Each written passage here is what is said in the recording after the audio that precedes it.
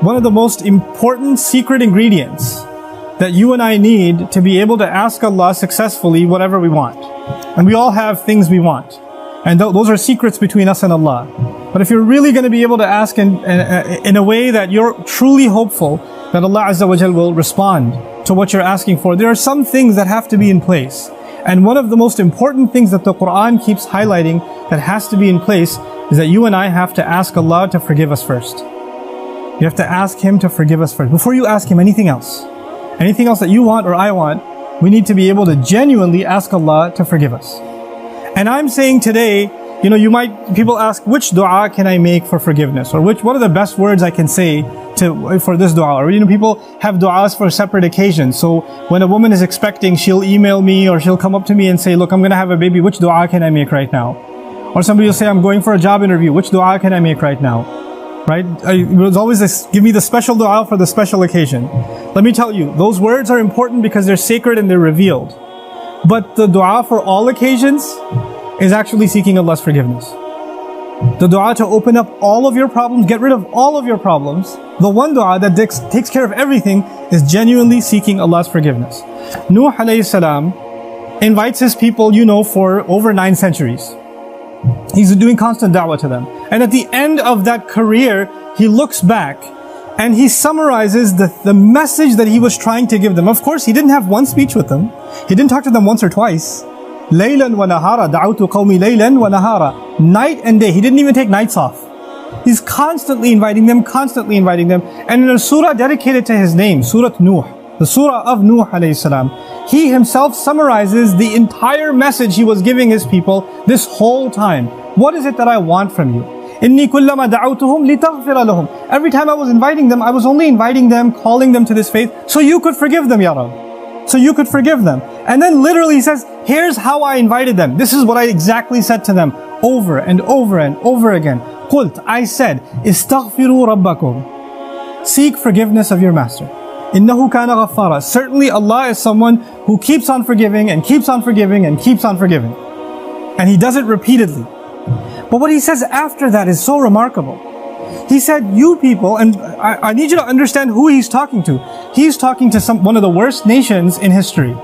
Nuh alayhi salam is described as one of the worst nations of all the nations. Places like Surah Al-Qamar, where Allah describes different nations, or even Surah Al-Dhariyat, Allah describes different nations of the past that rebelled against Allah, that rebelled against the prophets and were destroyed.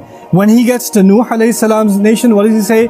وَقَوْمَ نُوحٍ مِّن قَبْلِ إِنَّهُمْ كَانُوا هُمْ أَظْلَمَ وَأَطْغَى. The nation of Nuh from much before, they certainly were more wrongdoing and more rebellious than everyone else.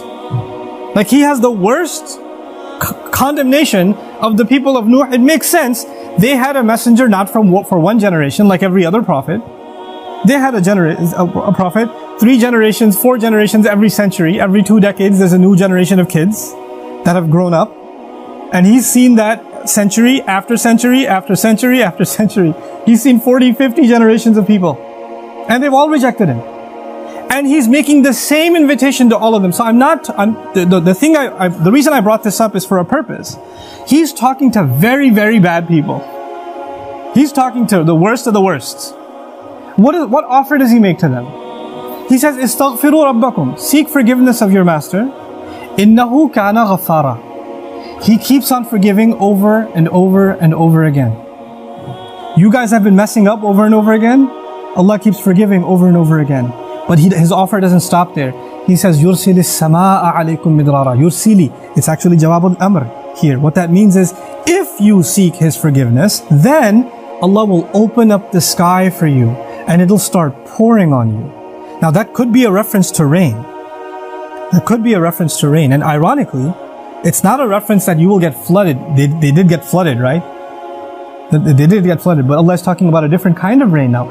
If you seek forgiveness, that same rain that destroyed them will be the rain that brings them life. They didn't pray for rain. They didn't ask for rain. And Allah just asked them to make dua to be forgiven. But if you ask dua to be forgiven, the sky will open up and start pouring. Now Allah did not say water will pour. Allah did not say water will pour. He said the sky will pour. Because the sky has a lot more than water. The sky has forgiveness. that comes from the sky. The sky has peace, tranquility, faith, your provision, the solution to your problems. They come from the sky. He will open the floodgates, and everything held from the treasures of Allah that you haven't been getting because you haven't been seeking forgiveness is going to open up. Just ask for forgiveness. You're asking to solve problem A, problem B, problem C. There are problems you don't even know you have. Allah knows that you have them. If you and I just became genuine people of seeking forgiveness, then those problems would start getting solved by divine intervention. يُرْسِلِ السَّمَاءَ عَلَيْكُمْ مِدْرَارًا. And that's not even enough. You're asking forgiveness for who? Yourself. اسْتَغْفِرُوا رَبَّكُمْ is seek forgiveness for yourself. He says, وَيُمْدِدْكُمْ بِأَمْوَالٍ وَبَنِينَ. And He will extend you by giving you money and giving you children. He will further your good legacy with money and kids. It's not even money that will lead you away from Allah, because it's in the context of you seeking forgiveness. He'll give you good money that will lead to you doing more good and benefit you in this worldly sense and in the akhirah sense. And He'll give you good children that will give you goodness while they're alive. They will respect you, show you love, obey you, make you proud. They will give you happiness when they're alive. And even when you're gone, they'll continue to do good deeds that become a continuous investment for you after you're in your grave. Allah will give you all of these things. By the way, this is the same two words, money and children. Later on, وَإِنَّهُمْ عَصَوْنِي وَاتَّبَعُوا مَنْ لَمْ يَزِدْهُ مَالُهُ وَوَلَدُهُ إِلَّا خَسَارًا. They disobeyed me, and they only followed the people whose money and his kids do nothing but cause them more loss. Money and kids are a means of loss. But when money and kids come from Allah, after you seek forgiveness, they become gain. See, it's the same money and kids. It's the same money and kids. The only difference is, now they have the blessing of Allah's forgiveness on top of them. It's like they were contaminated until Allah purified them with His forgiveness. Istaghfiru rabbakum. And look, seek Allah's forgiveness. What doesn't open up? The sky opens up in ways you can't imagine.